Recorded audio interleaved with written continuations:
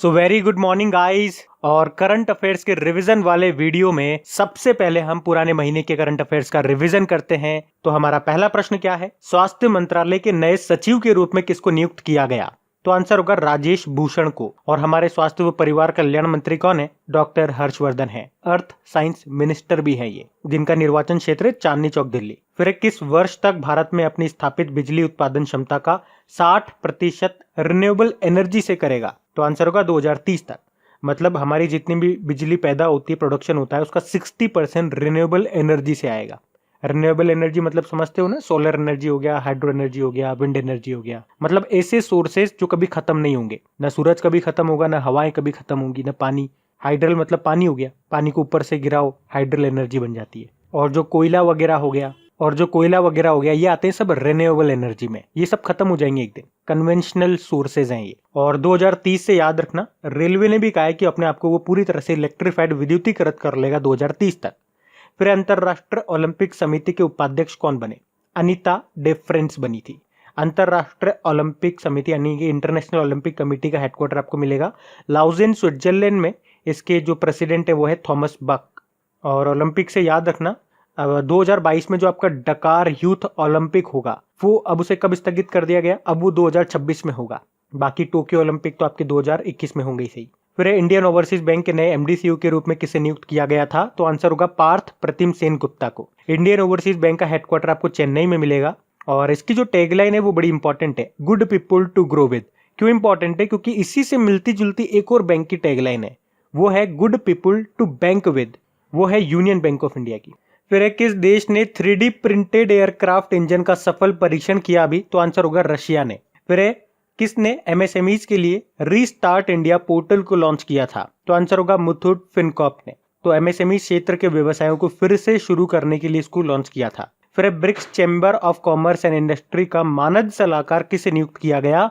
तो आंसर होगा एक तो साहिल सेठ को और एक टीना डाबी को। टीना डाबी तो आपने नाम जरूर सुना होगा, 2016 की सिविल परीक्षा की टॉपर हैं ये। फिर टाटा एआईए लाइफ इंश्योरेंस ने किसे अपना एमडीसीयू नियुक्त किया? तो आंसर होगा नवीन ताहिलानी को। फिर अमेरिका के लिए उड़ान संचालित करने वाला भारत का पहला घरेलू एयर करियर बना कौन सा? Spice jet. इसका हेडक्वार्टर आपको गुरुग्राम में मिलेगा और इसके सीईओ हैं अजय सिंह। फिर भारत किस देश से हैमर नाम की एक गतिरोधी मिसाइल को खरीद रहा है? तो आंसर होगा फ्रांस से। तो ये जो है ये मध्यम दूरी की एयर टू ग्राउंड मिसाइल होगी। HAMMER। हैमर वैसे मतलब होता है इसका highly agile modular munition extended range. बढ़ते आगे।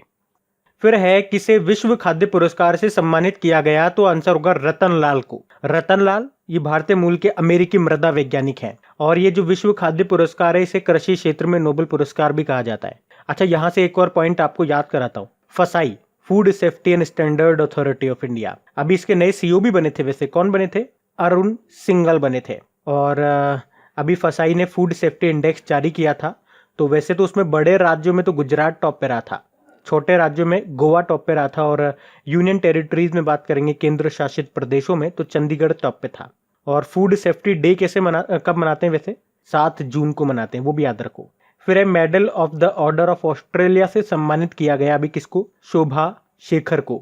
अच्छा, ऑस्ट्रेलिया से आपको याद आना चाहिए ऑर्डर ऑफ ऑस्ट्रेलिया, ये किसको मिला था? ऑस्ट्रेलिया का सर्वोच्च नागरिक सम्मान है ये मिला था किरण मजूमदार शॉ को। फिर किस राज्य के मुख्यमंत्री ने जगन्नाथ चेदुड़ू योजना शुरू की है? तो आंसर होगा आंध्र प्रदेश सरकार ने। तो इसमें होगा क्या? वैसे जो टेलर वगैरह हो गए, नाई वगैरह, जो वॉशरमैन वगैरह हो गए, इनको 10,000 रुपए की सहायता मिलेगी। बस याद रखना उनकी जो उम्र है वो 60 साल से कम होनी चाहिए। फिर है MHRD यानी कि ह्यूमन रिसोर्स डेवलपमेंट। वैसे तो अभी इस मंत्रालय का नाम बदलकर शिक्षा मंत्रालय कर दिया है, लेकिन इसने कुछ समय पहले NIRF रैंकिंग जारी की थी। तो उसमें कौन सा विश्वविद्यालय टॉप पे रहा था? तो इसमें ओवरऑल अलग अलग कैटेगरी वाइज डिवाइड किया था, लेकिन ओवरऑल कैटेगरी में टॉप पे रहा था IIT मद्रास। फिर फिलीपींस में किसे भारत के अगले राजदूत के रूप में नियुक्त किया गया? तो आंसर होगा शंभू S कुमारन को। फिलीपींस की कैपिटल क्या है? मनीला है। करेंसी है पीसो और इसके प्रेसिडेंट है रॉड्रिगो ड्यूटर्टे। फिर दुनिया का सबसे बड़ा रेलवे प्लेटफॉर्म ये किस स्टेशन पे बन रहा है? तो आंसर होगा हुबली स्टेशन।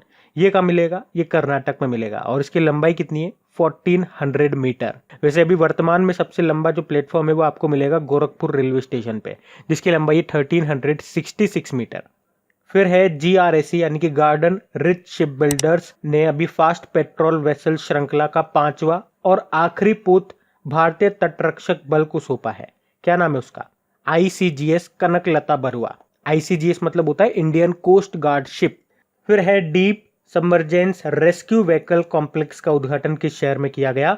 तो आंसर होगा विशाखापट्टनम में। तो ये गहरे पानी में बचाव कार्य में मदद करेगा। फिर है एमपेस ने संपर्क रहित यानी कि कॉन्टैक्टलेस ATM निकासी सक्षम बनाने के लिए समझौता किया किसके साथ? तो आंसर होगा मास्टर कार्ड के साथ। मतलब ATM आप जाओगे, आप उसको टच करने की जरूरत नहीं है, कॉन्टैक्टलेस होगा, आप पैसे वगैरह निकाल सकते हो, तो उसके लिए समझौता किया गया मास्टर कार्ड के साथ। और याद रखना, USA के बाद भारत दूसरा देश होगा इस तरह के कॉन्टैक्टलेस ATM अवेलेबल करवाने वाला। फिर है बाल मजदूरी के खिलाफ विश्व दिवस यानी कि वर्ल्ड अगेंस्ट चाइल्ड लेबर, ये मनाया हमने कब? 12 जून को। इसकी थीम भी थी।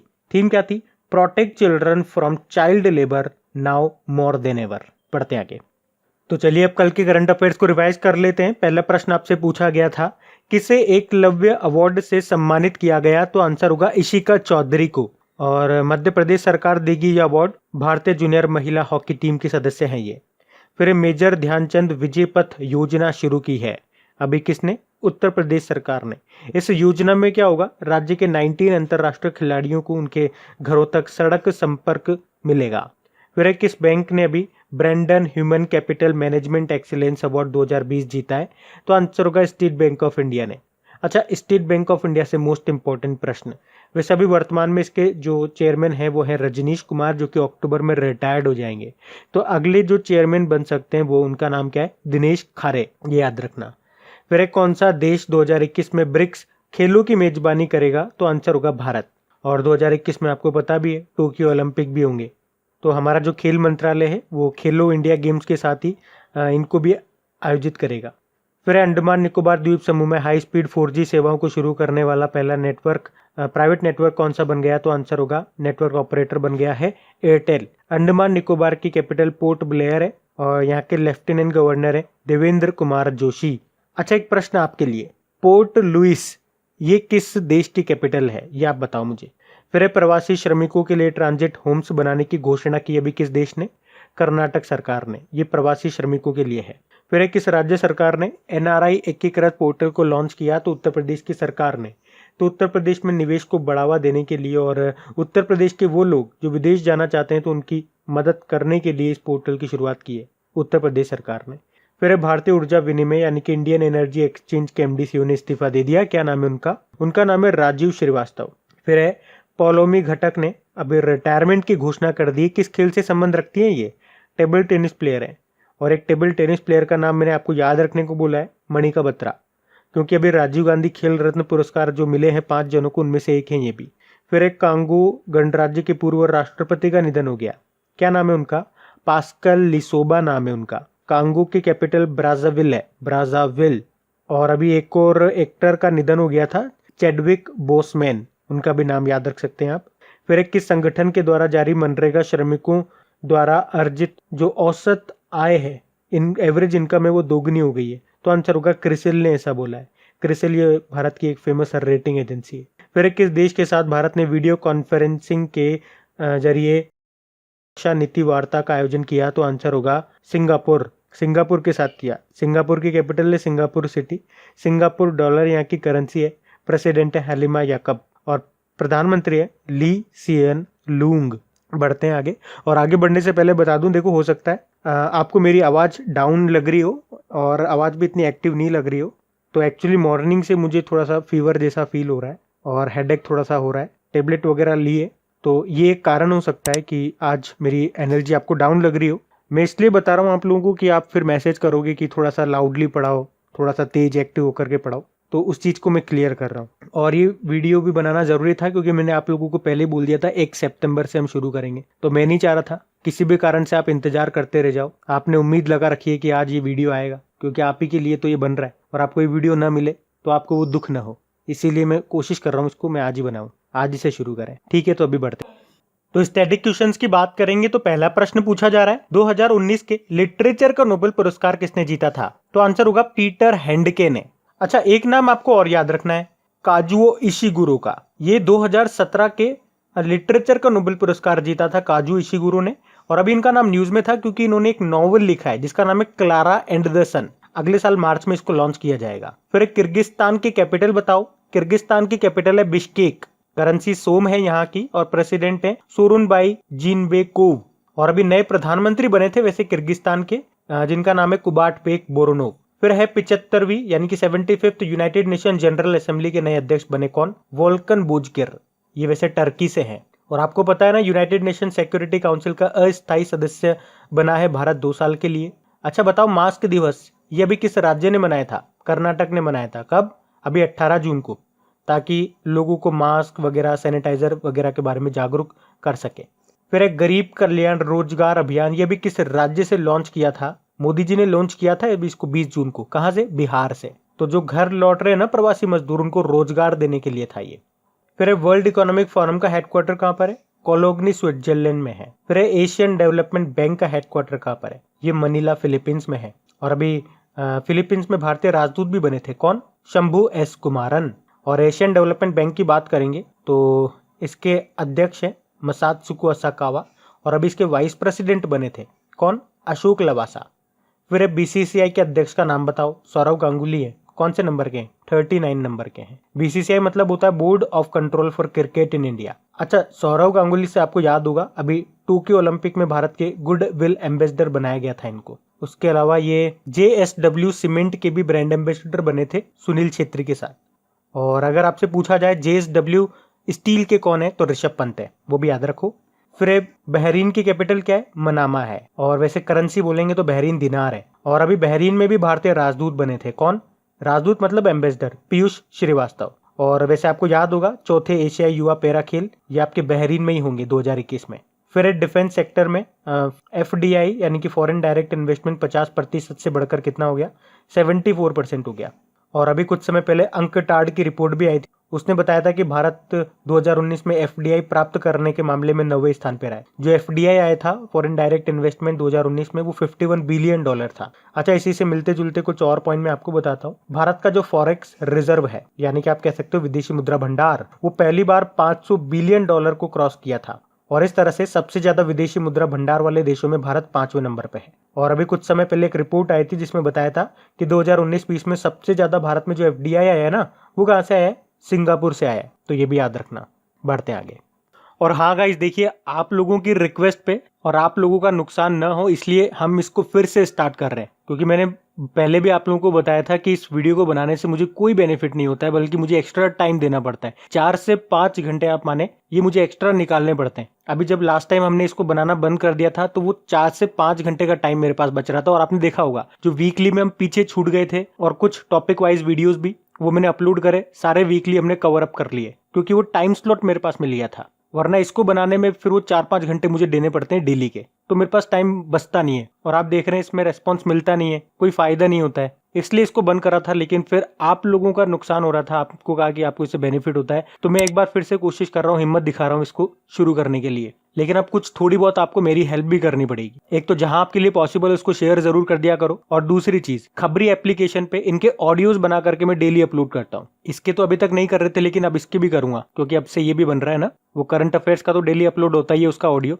तो अगर आपने खबरी एप्लीकेशन इंस्टॉल नहीं करा है तो उस खबरी एप्लीकेशन को इंस्टॉल कीजिएगा, और वहां पे जो मैं ऑडियो अपलोड करता हूँ उस ऑडियो को जरूर सुनिएगा, वो भी आपके बेनिफिट के लिए ही है। मुश्किल से 5 से 6 मिनट का वो ऑडियो होता है। तो अगर आपने खबरी एप्लीकेशन इंस्टॉल नहीं करा है तो वो जरूर करिएगा, उसका लिंक आपको नीचे मिल जाएगा डिस्क्रिप्शन में, ऑडियो रिवीजन के नाम से। उसको जैसे इंस्टॉल कर लेंगे, वहां पे आप क्रैक एग्जाम सर्च कीजिएगा, अपना लोगो आ जाएगा, वही अपना चैनल है, और वहां आप मुझे फॉलो कर लीजिएगा। और फॉलो करने के बाद नोटिफिकेशन को ऑल पे क्लिक कर लीजिएगा सेट, यानी कि जब भी मैं ऑडियो अपलोड करूंगा उसको नोटिफिकेशन आपको मिल जाएगा। तो आपको डेली सुनना है। 6 मिनट का मुश्किल से ऑडियो होता है। अगर पूरा सुनने का टाइम नहीं है, कम से कम आधा तो आप सुनिए उसे। अब इतना सा तो आप कर ही सकते हो ना। 24 घंटे में हम मान लेते हैं ये हमारा वीडियो चलता नहीं है, लेकिन मुश्किल से 4000 लोग तो इसको देखते होंगे। तो मैं तो यूं भी नहीं कह रहा कि 4000, कम से कम 2000 लिसन उसमें जरूर आने चाहिए। वहां पे शो हो जाता है कि कितने लोगों ने इसको सुना है, लिसन करके आता है कि 500 लोगों ने सुना है कि 700 लोगों ने सुना है। तो कम से कम 2000 लिसन डेली आने चाहिए, आप लोग सुनोगे उसे। अब इतना आप लोगों को करना पड़ेगा, क्योंकि आप लोगों के कहने पे मैं इसको वापस से स्टार्ट कर रहा हूँ, क्योंकि इन वीडियोस को बना करके मुझे कोई बेनिफिट नहीं है, लेकिन फिर भी केवल आप लोगों के लिए। और एप्लीकेशन पे भी अगर कोई ऐड वगैरह दिख जाते हैं तो उस पर भी क्लिक कर दिया करो, आप लोगों को तो पता ही है। उम्मीद करूंगा आप मेरी बात को गलत नहीं समझेंगे और मेरा साथ जरूर देंगे। अभी हम बढ़ते हैं आगे। तो अब इंपॉर्टेंट डेज की बात कर लेते हैं। तो हमारा पहला प्रश्न इसमें क्या है, इंटरनेशनल ओलंपिक डे। ये हमने अभी मनाया था 23 जून को। फिर है एमएसएमई डे। एमएसएमई डे हम 27 जून को मनाते हैं। एमएसएमई मंत्री कौन है हमारे? एमएसएमई मतलब क्या होता है? Micro small medium enterprises. इसके मंत्री हैं नितिन गडकरी, जिनका निर्वाचन क्षेत्र नागपुर है। और एमएसएमई सचिव बने थे अरविंद कुमार शर्मा, ये भी याद रखना, नया अपॉइंटमेंट है। फिर है नेशनल स्टैटिस्टिक डे। अब ध्यान से सुनना, इसमें आप कंफ्यूज हो सकते हो। नेशनल स्टैटिस्टिक डे 29 जून को मनाते हैं हर साल, लेकिन एक वर्ल्ड स्टैटिस्टिक डे होता है, ये हम 5 साल में मनाते हैं, हर 5 साल में। पहले 2010 में, फिर 2015 में, अब 2020 में मनाएंगे। कब? 20 अक्टूबर को। फिर नेशनल डॉक्टर डे 1 जुलाई को मनाया, और 1 जुलाई को वैसे राष्ट्रीय डाक कर्मचारी दिवस भी होता है, और 1 जुलाई को ही नेशनल चार्टर्ड अकाउंट डे भी होता है। फिर है वर्ल्ड स्पोर्ट्स जर्नलिस्ट डे, ये हमने 2 जुलाई को मनाया है। फिर इंटरनेशनल डे ऑफ कोऑपरेटिव, सहकारिता दिवस, ये 4 जुलाई को मनाया गया। फिर है विश्व जनसंख्या दिवस, जुलाई का सबसे इंपॉर्टेंट है, वर्ल्ड पॉपुलेशन डे, 11 जुलाई को। फिर है विश्व युवा कौशल दिवस, ये 15 जुलाई को मनाया, वर्ल्ड यूथ स्किल डे मतलब। और इसकी भी थीम थी, थीम क्या थी? Skills for a resilient youth. फिर अंतरराष्ट्रीय न्याय दिवस, डे ऑफ इंटरनेशनल जस्टिस, ये 17 जुलाई को मनाया गया। फिर है नेल्सन मंडेला डे, ये 18 जुलाई को मनाया हमने। तो गाइज ये था आज का हमारा करंट अफेयर्स का रिवीजन वाला वीडियो। तो वीडियो अच्छा लगा हो तो मेरी बात जरूर मानना, ताकि इस बार इसको हम कंटिन्यू रखें, बंद करने जैसी स्थिति पैदा ना हो। आपका अगर सपोर्ट मिलेगा तो ऐसी कोई स्थिति आनी नहीं चाहिए वैसे, अगर सपोर्ट आपका मिलेगा तो। चलिए अब कुछ क्वेश्चंस आप लोगों के लिए हैं, क्वेश्चंस लगाइएगा और देखिएगा कितने क्वेश्चंस आप लोगों से बन पा रहे हैं। बाकी हम इनको कल देखते हैं। ये रहे क्वेश्चन आपके सामने।